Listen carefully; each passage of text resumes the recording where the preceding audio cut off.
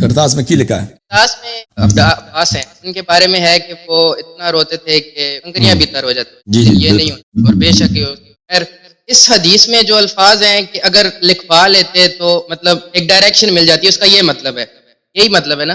نہیں، اس کا مطلب یہ نہیں ہے.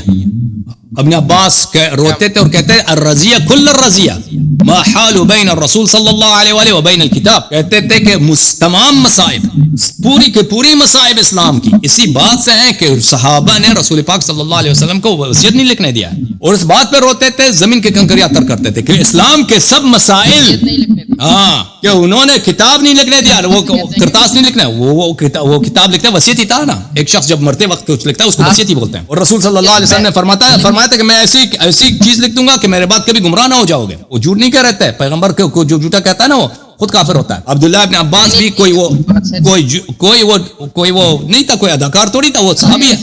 تو لے لیں، میں یہ کہہ رہا ہوں کہ آپ بھی کہہ رہے ہیں کہ نہیں لکھنے تھے.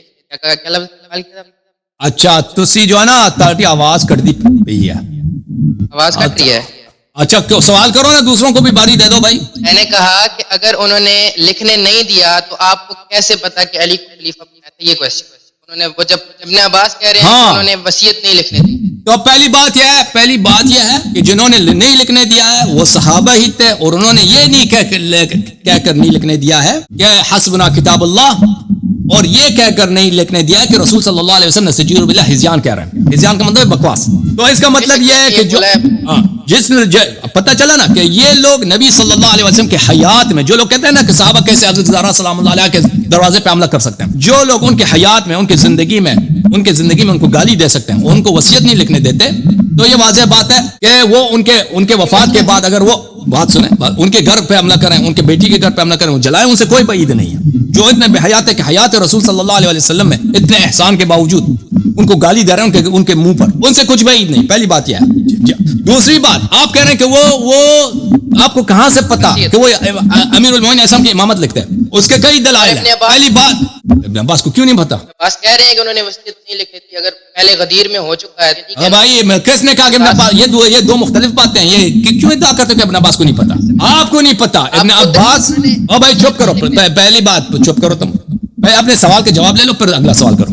آپ کہاں سے کہہ رہے ہیں کہ وہ علی علیہ الصلوۃ والسلام کی امامت کی بات لکھتے ہیں؟ او بھائی لازمی بات ہے کہ جب رسول اللہ صلی اللہ علیہ وسلم مرتے وقت ہیں اور وہ بلا رہے ہیں کہ میں ایک ایسی کتاب لکھوں گا کہ اس کے بعد تم کبھی گمراہ نہ ہو جاؤ گے، وہ سب اسلام کی شرائط انہوں نے نہیں لکھنا وہاں پر کہ نماز کے مسائل، نفاس کے مسائل، کے حیض کے مسائل، کہ بھائی قرآن کی تفسیر وہاں پہ لکھا دیں. وہ فرصت بھی نہیں، اس کے کچھ دن بعد وہ وفات ہو گئے تھے اور وہ وقت بھی نہیں ہے. ایسے وقت پہ وہ سب سے جو ضروری بات جس کی اگر وہ ہو تو گمراہی نہیں ہوگی، تو ضلالت نہیں ہوگی، بدعت نہیں، وہی لکھائیں گے. ٹھیک ہے نا؟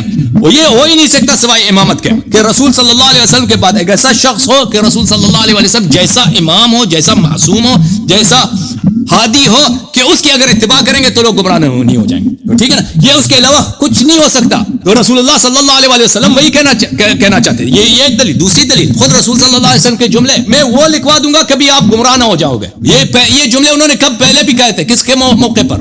غدیر کے موقع پر اور حجۃ الوداع کے موقع پر. اور وہ کیسے کہا تھا کہ اگر تم قرآن اور اطرت کی پیروی کرو گے، انی تارک فیکم من اخذتم بعدی لن تضلوا بعدی ابدا، من اخذتم بهم لن تضلوا بعدی ابدا. اگر ان کی اطاعت کرو کبھی گمراہ نہ ہو جاؤ گے. قرآن اور اہل بیت طاہرین علیہم الصلوۃ والسلام. غدیر میں یہ فرمایا، حجۃ الوداع میں یہ فرمایا. تو وہی جو انہوں نے غدیر میں کہا تھا، وہی جو انہوں نے حجۃ الوداع میں فرمایا تھا، وہی امر امامت اور امر خلافت وہاں پہ شفاہی کہا تھا، یہاں پہ کتباً کہہ دیتے.